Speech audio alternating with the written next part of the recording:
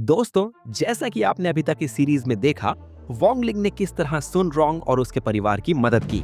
उसने ना सिर्फ सुन रोंग को जबरदस्ती की शादी से बचाया, बल्कि उस विशाल मॉन्स्टर को भी अपने दोस्तों के साथ मिलकर बुरी तरह हरा दिया। लेकिन दोस्तों, कहानी अभी यहाँ खत्म नहीं हुई है। अब शुरू होने वाला है इस सीरीज का सबसे रोमांचक हिस्सा, जहाँ वोंगलिंग का सामना एक ऐसे दुश्मन से होगा जिसकी ताकत पहले आए हर दुश्मन से कई गुना ज्यादा है। क्या वोंगलिंग इस नए खतरे को भी आसानी से हरा देगा, या इस बार उसकी असली ताकत पूरी दुनिया के सामने आ जाएगी? क्या होने वाला है कि वहाँ पे 5 जजों को बुलाया जाता है, जिनमें से 2 चेहरे तो जाने पहचाने थे, लेकिन इन दोनों तितलियों का चेहरा नया था। इनमें से एक का नाम लिंग युआन है और दूसरी का हंसर। स्टेज पे सबसे पहले सन रोंग को बुलाया जाता है। वहीं रिच मैन ये सारी चीज़ों को मॉनिटर कर रहा था। इसके बाद सन स्टेज पे अपना परफॉर्मेंस देने लगती है, लेकिन जब वो परफॉर्म कर रही थी, रिच मैन एक की प्रेस करता है और उसकी की प्रेस करते ही उसके स्वॉर्ड से उसका कंट्रोल खो जाता है और वो स्वॉर्ड नीचे गिर जाती है। लेकिन एन वक्त पे जकोंग आके जाई को बचा लेते हैं। ये देख के लुए और जाई में थोड़ा मामला गंभीर हो जाता है और मास्टर वो सन को डांट लगाते हैं कि इतनी सारी स्वॉर्ड्स को कंट्रोल करना खतरनाक है, ऐसा दोबारा मत करना। और बेचारी सन उदास होकर वहां से चली जाती है। वहीं स्पेस स्टेशन में सभी कह रहे थे कि सन के एक्सीडेंट के बाद शो की रेटिंग अचानक से ही बढ़ गई है। इसके बाद चेन और हाउ की एक डुओ की परफॉर्मेंस थी।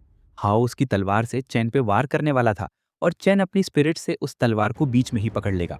इसके बाद हाउ चेन पे स्वॉर्ड से हमला करता है, लेकिन उसी वक्त रिचमैन फिर से एक की प्रेस करता है और चेन उस स्वॉर्ड को नहीं पकड़ पाता। ये सब देख के हाउ कहता है ये चेन के मोटी बुद्धि का डेमोन्स्ट्रेशन था और उसका हाथ पकड़ के वहां से ले जाता है। और इस एक्सीडेंट के बाद उस शो के व्यूअर्स मिलियंस में पहुंच जाते हैं। अगली परफॉर्मर थी ईशा और वो बहुत सारी स्वॉर्ड्स को हवा में उड़ा के परफॉर्म करने लगती है। ये सब देख के सभी काफी इंप्रेस होते हैं। वहीं जाई कहती है कि ये साइंटिफिक कल्टीवेशन का दौर है।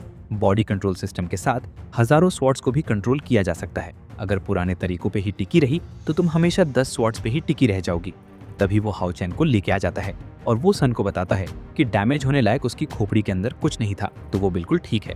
परफॉर्म करने का अगला नंबर लिन का था और वो बिना ग्लास के काफी सुंदर लग रही थी, तो सभी ठर की लड़कियों से चीयर करने लगते हैं। इसके बाद लिन परफॉर्मेंस शुरू कर देती है और वो परफॉर्मेंस के दौरान एक बड़ा सा पेड़ उगा देती है और कुछ देर बाद ही वो उस पेड़ को आग लगा देती है। इसकी वजह से शो के व्यूअर्स 5 मिलियन तक पहुंच जाते हैं। इसके बाद लिन पेड़ की आग को बुझाने लगती है, लेकिन वो बुझ नहीं रही थी और वो पेड़ उसके ऊपर गिरने लगता है। तभी वहां सन आके उस पेड़ को रोकने की कोशिश करती है और इस बार वो अपने स्वॉर्ड स्पिरिट को भी बाहर निकाल लेती है और उसकी मदद से आग को बुझा देती है। इसके बाद वो दोनों ही साथ में मिलकर परफॉर्म करने लगते हैं और वो बड़ी ही सुंदर सी ब्लॉसम ट्री उगा लेते हैं। और ये परफॉर्मेंस सभी लोगों को बहुत ज्यादा पसंद आती है, खासकर इन दोनों तितलियों को। वहीं जाई ये देख के हैरान थी कि सन ने फिर से अपनी स्वॉर्ड स्पिरिट को बाहर निकाल लिया था और इसी वक्त उस शो के व्यूज 1 बिलियन से भी ऊपर चले जाते हैं। तभी वहां रिच मैन पहुंच जाता है और सभी का शुक्रिया अदा करता है, क्योंकि उन्हीं की वजह से वो इतनी सारी स्पिरिचुअल एनर्जी को इकट्ठा कर पाया था। इसके बाद वो अपनी पावर को यूज करता है और जो भी उस शो को देख रहा था वो उसके कंट्रोल में आ जाता है। तभी सन उससे पूछती है, क्या मैं तुम्हें जानती हूँ? रिच मैन ये देख के हैरान था कि वो उसके कंट्रोल में नहीं है। वैंग कहता है कि मैंने बस की पोजीशन 2 मीटर आगे कर दी, जिस वजह से सभी लोग सन के कंट्रोल में आ चुके हैं।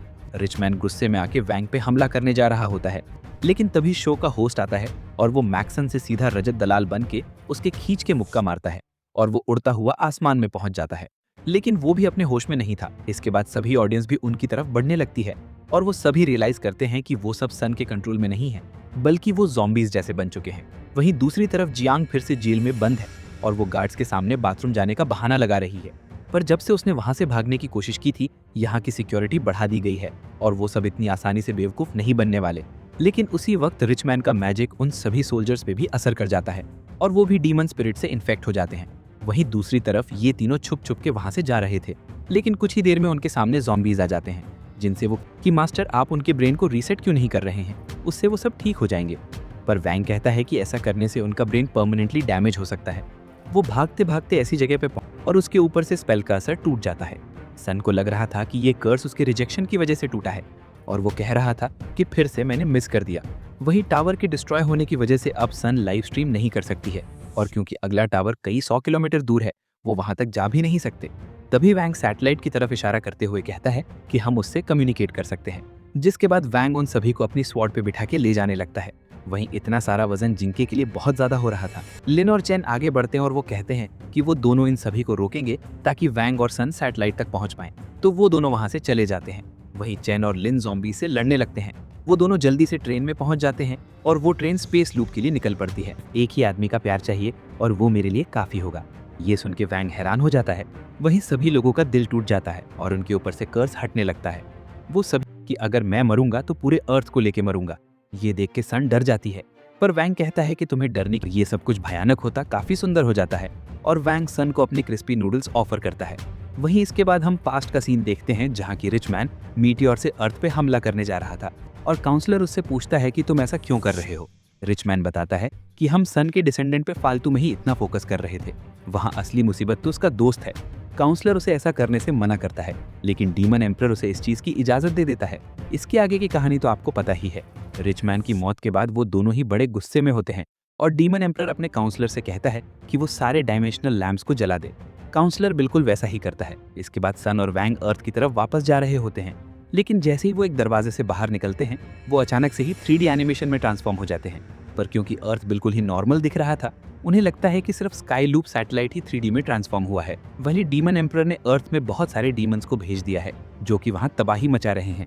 जिसके बाद मास्टर जाओ दुनिया के सबसे ज्यादा पावरफुल प्रैक्टिशनर्स के साथ मीटिंग कर रहे होते हैं और वो प्लान में बताता है कि ये पोर्टल फैक्शन 60 के ऊपर खुला है और वहाँ पे वही मशीन है जिससे कि उन्होंने स्टूडेंट्स के लेवल को मेजर किया था। तो अगर वहाँ एक पावरफुल प्रैक्टिशनर जाता है और लाइटनिंग को समन करता है तो वो एक ही झटके में बहुत सारे डीमंस को खत्म कर देगा। लेकिन उनका नंबर 1 प्रैक्टिशनर वहाँ नहीं था, तो नंबर 2 खड़ा होता है और कहता है कि वो सभी को दिखाएगा कि असली नंबर 1 वही है। वही सैटेलाइट में सन अपनी तलवार एक तरफ फेंकती है, लेकिन वो दूसरी तरफ से घूम के वापस आ जाती है। इसके बाद वैंग दीवार तोड़ के वहां से जाने की कोशिश करता है, लेकिन उसके बाहर भी वो खुद ही को देख पा रहे थे, यानी वो एक तरह से एक लूप में फंस चुके हैं। सन पूछती है कि तो अब हम क्या करें। वैंग कहता है कि मेरी स्वॉर्ड इस लूप को तोड़ सकती थी, हाँ अगर तुमने मुझे इतना दूर न फेंका होता तो। वहीं जिस लूप में वैंग और सन फंसे हुए हैं वो सारा डीमन एम्परर का किया धरा था, ताकि वो वैंग को अर्थ से दूर रख सके जहाँ की जुआ और बाकी के इमॉर्टल्स सभी मॉन्स्टर्स से लड़ रहे हैं। पर उन डीमंस की तादाद बहुत ज्यादा थी, तो वो उन सभी ह्यूमंस पे भारी पड़ रहे थे। वही सैटेलाइट में वैंग को कंट्रोल सिस्टम मिल जाता है और वो उसकी ग्राफिक्स काफी हाई क्वालिटी पे सेट कर देता है, जिससे कि उन दोनों की एनिमेशन भी काफी अच्छी हो जाती है। और जब उसकी नजर अर्थ पे जाती है वो देखता है कि अर्थ काफी बड़े खतरे में है। वहीं अर्थ पे सभी डीमंस ने जाओ को घेर लिया है, पर असल में जाओ ही उन सभी को वहां लेके गए थे, जहाँ की नंबर 2 अपनी एनर्जी को रिलीज करता है और फिर उस थंडर स्ट्राइक से सभी डीमंस पे हमला कर देता है। लेकिन तभी एक जायंट डीमन उन पे हमला करने जाता है, लेकिन बाकी के इमॉर्टल्स उन्हें प्रोटेक्ट करने के लिए वहां आ जाते हैं और वो सभी मिलके उसे भी हरा देते हैं। लेकिन तभी डीमन एम्परर डीमन कैरियर से नंबर 2 के ऊपर हमला करता है, जिसे कि नंबर 2 पूरी कोशिश कर रहा होता है रोकने की। लेकिन ये देख के डीमन एम्परर और काउंसलर हंसने लगते हैं और इसी वक्त वो बहुत सारी ऐसी ही डीमन कैरियर्स अर्थ के ऊपर टेलीपोर्ट कर देते हैं और नंबर 2 के ऊपर भी और ज्यादा स्पेसशिप्स आ जाती हैं, जिससे वो दब जाते हैं। उन सभी शिप्स में से बहुत सारे डीमंस बाहर आने लगते हैं। दूसरी तरफ सैटेलाइट में वो दोनों ही अपने सामने दुनिया को तबाह होते हुए देख रहे थे, पर वैंग कहता है कि अभी भी हम यहाँ से बाहर निकल सकते हैं। ये एक 3D गेम जैसा है, तो अगर हम ग्राफिक्स कार्ड को ओवरलोड कर दें तो हम इस लूप से बाहर निकल सकते हैं। वैंग उसे एक मिरर पकड़ा देता है और उसके सामने अपनी एनर्जी रिलीज करने लगता है और साथ ही सन को अपनी स्वॉर्ड स्पिरिट को बाहर निकालने को कहता है।